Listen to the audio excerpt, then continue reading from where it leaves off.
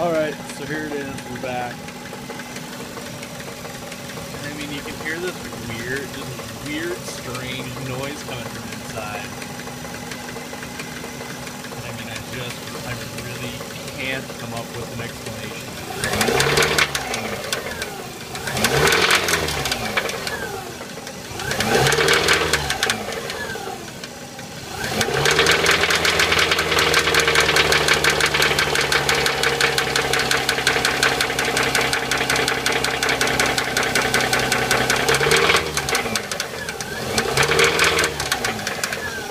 Sounds absolutely terrible, but I can't really find anything that would lead me to believe that it's a rod bearing or anything. So, and as you can kind of hear, it has kind of gotten worse the warmer it's gotten.